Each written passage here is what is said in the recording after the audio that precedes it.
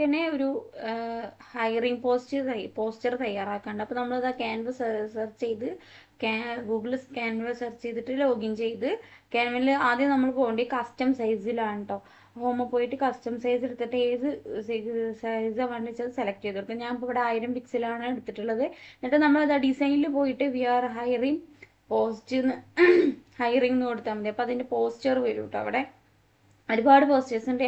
അപ്പോൾ എനിക്ക് ഇഷ്ടപ്പെട്ട ഒരു പോസ്റ്റർ സെലക്ട് ചെയ്തു. എന്നിട്ട് നമ്മളിപ്പോൾ ഫസ്റ്റ് ഞാൻ ചെയ്യുന്നത് വെച്ചാൽ നമ്മൾ അവിടെ ഉണ്ടായിരുന്ന ഇത് മാറ്റിയിട്ട് നമ്മളൊരു ലോഗോ അവിടെ കൊടുത്തു. നമ്മളിപ്പോൾ ലാൻഡാമൈ സ്റ്റോറിൻ്റെ ലോഗോ കൊടുത്ത് പിന്നെ അടുത്ത നെക്സ്റ്റ് സ്റ്റെപ്പ് ചെയ്യണത് ഇപ്പോൾ അതൊന്ന് സെറ്റാക്കി അത് സൈസും കാര്യങ്ങളൊക്കെ ഒന്ന് സെറ്റാക്കി വെച്ചിട്ടോ. ഇനി അടുത്തത് ഈ താഴെയുള്ള വി ആർ ഹയറിംഗ് ഇതൊക്കെ ഒന്നും കൂടെ മുകൾക്ക് കയറ്റി വെച്ച് ഒരുപാട് ടൂൾസ് ഉണ്ട് കേട്ടോ സൈഡിൽ.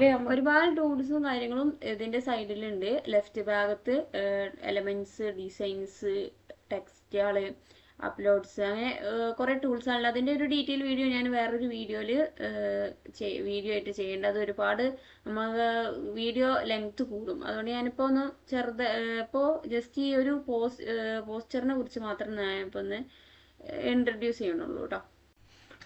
അപ്പോൾ ഞാനിപ്പോൾ ക്വാളിഫിക്കേഷൻസ് ആഡ് ചെയ്തു. ഇനി എനിക്ക് നെക്സ്റ്റ് സ്റ്റെപ്പ് എന്താ വെച്ചാൽ എനിക്ക് അഡീഷണൽ ആയിട്ട് ഒന്നും കൂടെ ഒരു ഹെഡ്ലൈനും കൂടെ വേണം, സ്കിൽസ്. അപ്പോൾ ഞാൻ എന്താ ചെയ്തെന്ന് വെച്ചാൽ ക്വാളിഫിക്കേഷൻ്റെ ഇത് കോപ്പി പേസ്റ്റ് ചെയ്തിട്ട് ടെക്സ്റ്റ് ഞാൻ ഇത് റിമൂവ് ചെയ്തിട്ട് അവിടെ ഞാൻ സ്കിൽസ് എന്ന് ആഡ് ചെയ്തു.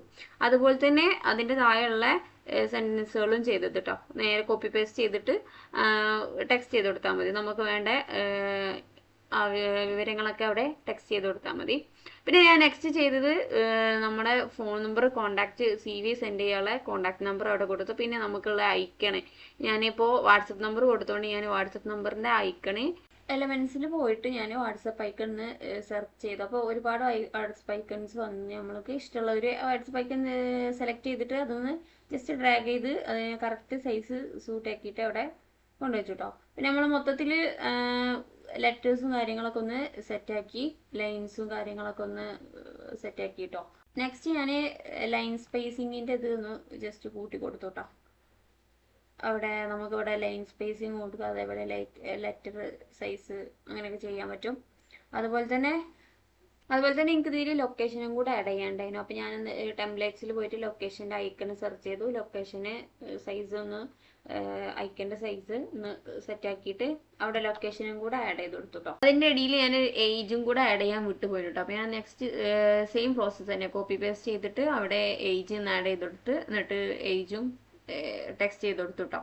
പിന്നെ എനിക്ക് മുകളിൽ ലാൻഡ് അവിടെ മുകളിൽ ഇങ്ങനെ വന്നപ്പോൾ എല്ലാം കൂടെ ഇങ്ങനെ ഒരു കുത്തി കൂടി നിൽക്കണ പോലെ തോന്നിയപ്പോൾ ഞാൻ ആ ലാൻഡിനെ വലത് ഭാഗത്തേക്ക് ഒന്ന് സെറ്റാക്കി നോക്കി കേട്ടോ. അപ്പോൾ ഒന്നും കൂടി ഒരു ഫിനിഷിങ് തോന്നണം.